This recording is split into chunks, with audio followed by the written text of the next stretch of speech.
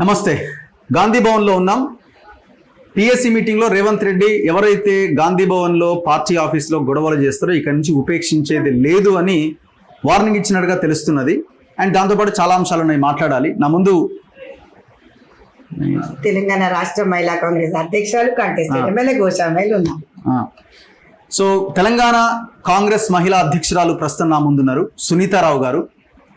ఆమె మనందరికీ తెలుసు, ఇదే గాంధీ భవన్లో మహిళలకు ఎలాంటి స్థానం లేకుండా పోయింది, మహిళలకి పదవులు లేకుండా పోయినాయని ఆమె నిరసన వ్యక్తం చేశారు. సో అందుకు గాను ఆమెకి నోటీస్ ఇచ్చారు. ఎక్కడి నుంచి నోటీస్ వచ్చిందంటే నేషనల్ విమెన్ ప్రెసిడెంట్ దగ్గర నుంచి, కాంగ్రెస్ ప్రెసిడెంట్ దగ్గర నుంచి నోటీస్ వచ్చింది. సో మరి ఆమెకే డైరెక్ట్గా రేవంత్ రెడ్డి ఒక రకమైన సంకేతాలు ఇచ్చారా, ఇక నుంచి ఇలాంటివి చేయొద్దని? ఆమెలాగా చేసిన వాళ్ళకి ఇచ్చారా? దీని మీద మనం డిస్కస్ చేద్దాం. నా ముందు సునీతారావు గారు ఉన్నారు. సునీతారావు గారు నమస్తే. నమస్తే. సో మరి ఎంతవరకు వచ్చింది మీకు ఇచ్చిన నోటీసు?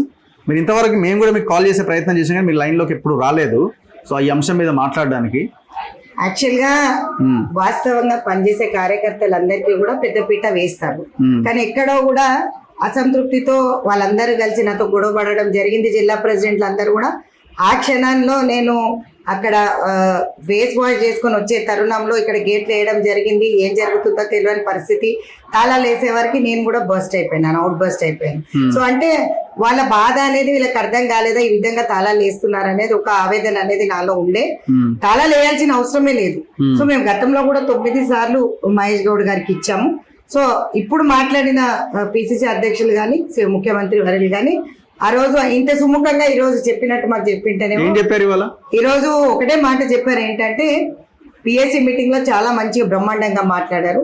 సో రెండోది నేను ఎందుకు అడ్రస్ చేయాలంటే తప్పుడు సంకేతాలు వెళ్తున్నాయి, మీడియా తప్పుగా నన్ను చిత్రీకరించడం జరుగుతుంది కాబట్టి నేను అక్కడికి ఆపేశాను, ఎవరితో మాట్లాడడం అనేది నేను ఆపేశాను. రెండోది నేను ఢిల్లీకి వెళ్ళాను, నాకు నోటీస్ పంపలేదు. ఢిల్లీకి వెళ్ళాను, నేషనల్ ప్రెసిడెంట్ గారిని కలిశాను, వారి దగ్గర నుంచి నోటీస్ తీసుకున్నాను. అక్కడే రిప్లై ఇచ్చి రావడం జరిగింది. అక్కడనే పిసిసి అధ్యక్షులతో కూడా మాట్లాడడం జరిగింది. మీకు నోటీస్ అయిపోయింది, మీరు రిప్లై ఇవ్వడం కూడా అయిపోయిందా? అయిపోయింది. తప్పు సారీ అని చెప్పారా? ఏం చెప్పారు? నా చెల్లెని సస్పెండ్ చేస్తానన్నారు నేషనల్ అధ్యక్షురాలు. ఎవరైతే ఈ గొడవ, ఎందుకంటే వేరే క్లిప్పింగ్స్ ఉన్నాయి మన దగ్గర, వాళ్ళందరూ నాతో గొడవ పడినవి, ఎందుకు ఈ విధంగా జరిగింది అనేది అంటే వాళ్ళు తెచ్చుకుంటారు కదా. సో నేను అక్కడ కూర్చున్నప్పుడు చెప్పాను, సో మేడం వీళ్ళందరూ కలిసి గొడవ పడేది ఆ వీడియో ఫుటేజెస్ ఇచ్చాము. దాని తర్వాత లోపల మేము నాతో వాళ్ళు గొడవ పడే వీడియో ఫుటేజెస్ ఇచ్చాము. దాని తర్వాత వీళ్ళు తలుపులు వేసే ఫుటేజెస్ ఇచ్చాము. సో ఒక వారికి ఏఐసిసి ఇన్ఛార్జ్ మీనాక్షి నటరాజన్ గారు కూడా అవాక్ అయ్యారు, అదేంటి ఎందుకు అలా తలుపులు వేశారు అని. అంటే ఆ తలుపులు ఎందుకు వేయవలసి వచ్చిందో నాకు అర్థం కాలేదు. అంటే నన్ను ఇరికియాలని ఇరికిచ్చారా, లేకపోతే నన్ను ఆ విధంగా ప్రొవోక్ చేశారా అనేది ఇది కూడా ఆలోచించిన విషయమే. ఎందుకంటే గత 30 ఏళ్ళగా నేను పార్టీలో పనిచేస్తున్నాను, కానీ నేను ఏ రోజు నా టెంపర్మెంట్ కోల్పోలేదు. కాకపోతే ఒక అసంతృప్తి అయితే ఉంది, 4 ఏళ్ల నుంచి వాళ్ళకి పదవులు రాలేదని అసంతృప్తి ఉండే, అది ఇప్పుడు క్లియర్ చేశారు. పిసిసి అధ్యక్షులు మా అధ్యక్షురాల దగ్గర మాట్లాడుతూ వాళ్ళకి సముచిత న్యాయం చేస్తాం నిజంగానే అని చెప్పి ఈ రోజు మీరు చూసినట్టయితే 2కి పదవులు ఇచ్చారు, ఇంకొక 5గురికి అంటే మొత్తం 15 మందికి అకామిడేట్ చేస్తానని చెప్పి పిసిసి అధ్యక్షులు చెప్పారు. ఏ పదవులు? పార్టీ పదవుల్లో నామినేటెడ్ లిస్ట్ 30 మంది ఇచ్చాం. సో అవి కూడా తొందరలోనే అకామిడేట్ చేస్తానని. మీకేం రాబోతుంది ఇంతకి? నాకు తెలియదు, నేను పదవి అడగలేదు, నేను ఎప్పుడు అడగను. పదవి కోసమే కదా మీ గొడవ అంతా? నా పదవి కోసం నేను ఎప్పుడు గొడవ పడలేదు, పడను కూడా. కార్పొరేషన్ ఎమ్మెల్సీ ఏదో రావాలనే కదా వాళ్ళు ఇవ్వాలనుకుంటే ఇవ్వచ్చు కదా. ముఖ్యమంత్రికి తెలియదా నేను పనిచేసి? మీ చెల్లెళ్ళందరికి ఇచ్చి మీకు ఇవ్వకపోయినా ఓకేనా? Okay, no problem. సునీతారావు అనే వ్యక్తి ఎప్పుడు కూడా ఏ రోజు కూడా పదవి ఆశపడి పని చేయాలి. చాలా కాంట్రవర్సీ స్టేట్మెంట్స్ ఇచ్చినట్టున్నారు మీ పార్టీ అధ్యక్షుడి మీద, లీడర్స్ మీద, of the record, on the record. అది నేను ఇప్పుడు మళ్ళీ మాట్లాడాలని నేను అనుకోవట్లేదు. బికాస్ ప్రతి ఒక్కరికి ఇప్పుడు ఒక జీవ బయటకు వచ్చిన తర్వాత వాళ్ళు ప్రశ్నించడం అనేది వాళ్ళ హక్కు. కాబట్టి ఆ చెల్లెళ్ళు వచ్చి ప్రశ్నిస్తారు. ఇక్కడ కూర్చున్న వాళ్ళందరూ, ఇప్పుడు కూర్చున్న చెల్లెళ్ళు అందరూ కూడా నన్ను అడిగారు. వాళ్ళు వస్తే ఇక్కడ నుంచి డిసిసిలకు ఫోన్ చేసి మీ అందరినీ సస్పెండ్ చేస్తారని కూడా బెదిరియడం జరిగింది. అంటే ఇప్పుడు వాళ్ళని బెదిరించినంత మాత్రాన ఇప్పుడు రేపు లోకల్ పార్టీస్ లో అన్యాయం జరిగేది కాంగ్రెస్ పార్టీకి కదా. నేను సర్ది చెప్పడానికి చాలా ట్రై చేశాను, కానీ సర్ది చెప్పడానికి ఇప్పుడు దారం ఉంటే లాగి లాగి లాగి పీకితే ఏమైతే ఇరిగిపోతుంది. అదే విధంగా కాంగ్రెస్ కార్యకర్తలు కూడా అసంతృప్తితో ఉన్నప్పుడు వాళ్ళని సంతృప్తి పరిచే బాధ్యత నాది. 4 ఏళ్ళు నాకు పనిచేశారు. వాళ్ళు ఒకటే మాట అంటారు, నేను అన్నలు ఇద్దరిని గుర్తుపట్టరు, మిమ్మల్ని గుర్తుపడతాం అక్క, మీరు మాకు ఇప్పియాలని చెప్తున్నారు. అదే విధంగా మీరు మాట్లాడాల్సిన అవసరం ఉండే కాబట్టి, సో వాళ్ళు మాట్లాడిన దాంట్లో నేను తప్పు అంటలేను కాబట్టి నేను మా మేడంకి ఒకటే చెప్పాను, వాళ్ళ గురించే నేను మాట్లాడాను, వాళ్ళు నాతో గొడవ పడ్డారు కాబట్టి తప్పు నాది లేదు, వాళ్ళు అసంతృప్తితో నేను ఆ విధంగా మాట్లాడడం అంటూ జరిగింది కాబట్టి నేను మా మేడంకి అపాలజీ చెప్పాను. వారు నాకు లెటర్ ఇచ్చారు, నేను వారికి అపాలజీ చెప్పడం జరిగింది. పిసిసి అధ్యక్షుడితో ఇబ్బందులు ఏం లేవా ఇప్పుడు? మా పిసిసి అధ్యక్షులు చెప్పారు కదా ఇచ్చేస్తానని చెప్పేసి. ఓకే, ఇంకేంటి గొడవ ఉంటది? ఇప్పుడు అదే మాట ముందే నాకు మహేష్ కుమార్ గౌడ్ గారు చెప్పినట్టయితే ఈ గొడవ ఉండదు కదా. మరి ఎక్కడ గ్యాప్ ఎక్కడ వచ్చింది మీకు మహేష్ కుమార్ గౌడ్? గ్యాప్ అంటే ఇప్పుడు ఈ రోజు ఒక జనరల్ సెక్రటరీ అపాయింట్ అయినారు సదాలక్ష్మి గారు. సదాలక్ష్మి గారికి పాపం 28 years నుంచి ఎన్జిఓ నడుపుతున్నారు. సో 20 years గా గత 20 years is running an NGO. So నేనేమన్నానంటే వాళ్ళలాంటి వాళ్ళకి ఈ విధంగా చేయడం తప్పు. వారు కూడా అక్కడికి వెళ్ళారు, ఏది చైల్డ్ కమిషన్ చైర్మన్ కి ఆమె కూడా ఇంటర్వ్యూ అటెండ్ అయింది. అదే విధంగా వికారాబాద్ కి సంబంధించిన ఇంకో చెల్లె జిల్లా ప్రెసిడెంట్ ఆవిడ కూడా అటెండ్ అవ్వడం జరిగింది. దాంతో పాటు చాలా మంది కాంగ్రెస్ కి సంబంధించిన వాళ్ళు అటెండ్ అయినారు. వాళ్ళందరికీ ఇవ్వకుండా వీరికి ఇచ్చారు, సీతా దయాకర్ రెడ్డి గారికి ఇచ్చారు. దాని తర్వాత అందులో పిసిసి అధ్యక్షుల వాళ్ళ సిస్టర్ వాళ్ళ మరదలు ఉన్నారని చెప్పి కోపం వచ్చింది వాళ్ళకి. వాళ్ళు అడిగారు, దాంట్లో తప్పేముందండి, వాళ్ళు వచ్చి నన్ను అడిగారు. సో ఆ తాళాలు వేసేసరికి నేను కూడా అవుట్ బర్స్ట్ అయిపోయాను. బికాస్ అడగాల్సిన అవసరం ఉంది. Maybe they might be having experience, నేను కాదనట్లేదు, కానీ మీనాక్షి గారు కూడా అదే అన్నారు. సో ఎక్స్పీరియన్స్ ఇప్పుడు 15-20 ఏళ్ళ నుంచి పనిచేస్తున్నారండి పార్టీకి. ఇప్పుడు మేము అందరం కూడా అక్క మేమందరం 50 దాటిపోయాం. రేపు పొద్దున మన ప్రభుత్వం వస్తుందో రాదో మనకు తెలియదు. మన ప్రభుత్వం ఉన్నప్పుడు అన్నలు ఎందుకు న్యాయం చేయరు అని నన్ను అడుగుతున్నారు. అట్లాంటప్పుడు నేను ఏం అడగాలి చెప్పండి? సో ఆల్ సెట్ ఇప్పుడు ఆల్ సెట్ చూడాలి, ఇంకా చూడాలి దగ్గరే ఉంది, చూడాలి దగ్గరనే ఉంది. ఇలా కదా రెండే ఇచ్చారు, 2 వైస్ ప్రెసిడెంట్ 2 జనరల్ సెక్రటరీలు ఎక్స్పెక్ట్ చేశాం. సో అందులో మరి 2 జనరల్ సెక్రటరీలే ఇచ్చారు. 40 years పనిచేసిన ఆవిడకి ఒక ఆమెకి ఇచ్చారు మైనారిటీ నుంచి సదాలక్ష్మి గారికి. బీసీ నుంచి నేను సుభాషిణి గారి పేరు ఇచ్చాను, ఎస్సీ నుంచి సదాలక్ష్మి గారి పేరు ఇచ్చాను, అట్లా 4 ఇచ్చాను. ఎస్టీ నుంచి నునావత్ రాధా గారు ఉన్నారు, మహబూబాబాద్ అధ్యక్షురాలు. సో మొత్తం నేను 15 పేర్లు ఇచ్చాను, అందులో 10కి ఇస్తానని చెప్పారు. యుద్ధం ఇంకా మిగిలే ఉంది, కంప్లీట్ కాలేదు, ఇస్తానన్నారు కదా, చూద్దాం. మరి మీకు ఇవ్వకపోవచ్చు, ఎందుకంటే మీరు గోషామాల్ ఎమ్మెల్యేగా పోటీ చేసి ఓడిపోయారు కదా. 1 year ఉండే కదా, అది 1 year ఉండే. ఓకే, 1 year లోపల ఇచ్చిన వాళ్ళు కూడా ఉన్నారు కదా. ఓకే, అంటే మీరు ఆల్రెడీ టికెట్ ఇచ్చారు కాబట్టి అదే ఎక్కువ అని అనుకుంటున్నారేమో వాళ్ళు. పర్వాలేదండి, నేను ఇప్పుడు కూడా చెప్తున్నాను, నేను రేవంత్ అన్నకు గాని మహేష్ అన్నకి గాని ఈ రోజు విరుద్ధం కాదు, ఏ అన్నలకి నేను విరుద్ధం కాదు. సునీతారావుకి 10 వద్దు, ఒక కార్యకర్తగానే సంతోషంగా ఉంటది. ఇది నేను హైకమాండ్ కి 9 నెలల క్రితమే చెప్పాను. ఏమని సార్, నన్ను ఈ పదవి నుంచి వారికి ఎవ్వరికి కావాలంటే వాళ్ళకి ఇచ్చేసేయండి, నేను ఈ బాధ్యత మోసి కంప్లీట్ ప్రభుత్వం వచ్చేసింది, వచ్చిన తర్వాత వాళ్ళకి అన్యాయం చేయకుండా న్యాయం చేయండి.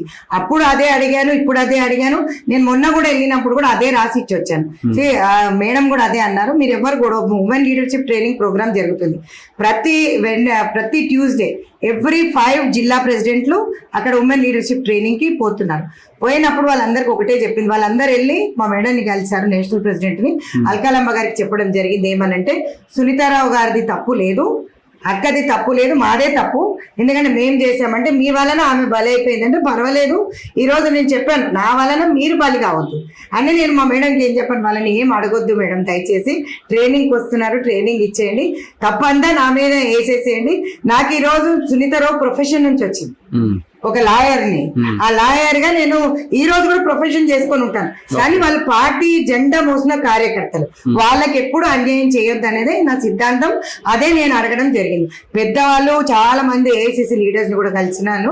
నేను చేయడము ఆ విధంగా పార్టీ ఆఫీస్ లో తప్పు అవ్వచ్చు, కానీ దానికి జరిగిన పరిణామాలు ఎలాగున్నాయి, ఆ రోజు ఎందుకు గేట్లు వేశారు, ఎందుకు తాళం వేశారు, వాళ్ళు కూడా మరి సమాధానం చెప్పాలి. అంత నేనేమి డెకాయిట్ని కాదు, గుండాని కాదు, లేకపోతే ఒక దొంగను కాదు.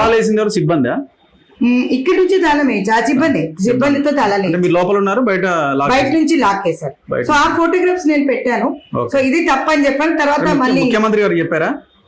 ముఖ్యమంత్రి గారు కాదండి, ఏఐసిసికి చెప్పాను. ఇక్కడ సీఎం ని కలిసి మీరు మాట్లాడారా ఈ విషయం? లేదు, ఈ రోజు మాట్లాడలేదు. Because is full of meetings, PSC meeting, PC meeting, ఇవన్నీ మీటింగ్స్. దాని తర్వాత కొత్త వాళ్ళందరికీ కూడా ఆర్డర్స్ ఇచ్చి ఇప్పుడే ముఖ్యమంత్రి గారు వెళ్ళిపోయారు. సో వారు కూడా అన్నది ఏంటి పిఎస్సి మీటింగ్ లో అంటే, మా అడ్వైజ్ అందరినీ తీసుకుంటూ అందరితో మాట్లాడుతూ ఇండిసిప్లిన్ అనేది పార్టీలో ఉండకూడదు, అది ఎవరే గాని. హూఎవర్ మేబీ ఈ రోజు నిన్న అనుకుంటా నిన్న ఒకరు చేశారు, నా మీద కూడా గోషామైల్ నుంచి ఒక 100 మంది వచ్చారు. మరి అక్కడ సునీతకు హటావ్ గోషామైల్ కు బచావ్ అన్న వాళ్ళకి మరి పిసిసి అధ్యక్షులు ఎక్కడ నోటీస్ కూడా ఇవ్వలేదు, వాళ్ళని సస్పెండ్ చేయడం. ఎప్పుడు జరిగింది ఇది? మొన్ననే అండి, కొన్ని రోజుల క్రింద. మీరు గొడవ చేసిన తర్వాత? నా గొడవ అయిన తర్వాత సీనియర్ నాయకురాలు అందరు వచ్చారు నా మీద. అంటే వాళ్ళు ఎప్పుడు కూడా పని చేయలేదు, ఈ 4 ఏళ్ళు నాతో పని చేయలేదు, అందరు ఇంట్లో కూర్చున్నారు. మరి ఎవరెవరో ఎలిగేషన్స్ పెట్టమన్నారంట, నాకు డబ్బులు ఇచ్చారని ఎలిగేషన్స్ పెట్టమన్నారంట. దాని తర్వాత నేను వాళ్ళని అందరినీ కూడా పైసలు అడిగానంట పదవులు ఇవ్వడానికి అని. ఒకటి వాళ్ళకి తెలియదు ఏంటంటే గత సంవత్సరంగా మాది బాడీ డిజాల్వ్ అయిపోయింది. వీళ్ళందరూ ఇప్పుడు ఎవరు వచ్చినా కూడా ఆన్లైన్ మెంబర్షిప్. నేను ఇచ్చే పదవులు ఉండవు, డీసీసీలు ఇచ్చేది లేదు, ముఖ్యమంత్రి గారి దగ్గర నుంచి వచ్చింది లేదు, పీసీసీ ఇచ్చేది లేదు. వాళ్ళందరూ కూడా సభ్యత్వం చేసుకోవాలి. ఎవరికి? ఏఐసిసికి 100 రూపీస్ దాని fee. So we will fill that online form. ఒక జిల్లా ప్రెసిడెంట్ కి 500 ఇస్ ద టార్గెట్. ఆమె 500 మందిని అనుసంధానం చేసుకుంటే గానీ ఆమె జిల్లా ప్రెసిడెంట్ కాదు. నేను ఒక 1000 అంటే ఒక 1000 is the target for president. So I have done how many 6000 membership చేశాను, అంటే 6000 అంటే 6 లక్షలు నా పక్క నుంచి. టోటల్ గా 1,16,000 సభ్యత్వాలు చేయించాను తెలంగాణ నుంచి. So I being a national topper, so they appreciated me, they felicitated me. రావుజీస్ లెటర్ హస్ కమ్. నెక్స్ట్ పదవి వస్తుంది అయితే కార్పొరేషన్ చైర్మన్ ఎనఫా? ఇంకా అంతకంటే నేను పదవులు ఆశపడట్లేదు, ఇప్పుడు కూడా చెప్తున్నాను. నాకు ముఖ్యమంత్రి గారు ఏ పదవి ఇవ్వకున్నా, పిసిసి అధ్యక్షులు ఏ పదవి ఇవ్వకున్నా, సునీతారావు ఎప్పుడు మా ఇంటి మహారాణి అంటాడు మా హస్బెండ్. అదే విధంగా నేను ప్రొఫెషనల్ లైఫ్ కార్యకర్త ఉండిపోతా, పార్టీ కూడా మారను. నేను బీఆర్ఎస్కి వెళ్ళిపోతాను, బీజేపీకి వెళ్ళిపోతాను అని చాలా మంది పాపం ఎదురు చూస్తున్నట్టున్నారు. నేను ఏ పార్టీకి పోను, కార్యకర్తగా ఇక్కడే ఉండిపోతాను. సో నేను అట్లా అనుకుంటే మరి ఈరోజు పిఎస్సిలో నన్ను మెంబర్ ఇచ్చేది కాదే కదా. ఈరోజు మీరు చూసినట్టయితే political affairs committee is the keen committee. So I got N chance in that. So అట్లా చూసినట్టయితే నాకు మళ్ళీ పదవి వచ్చింది.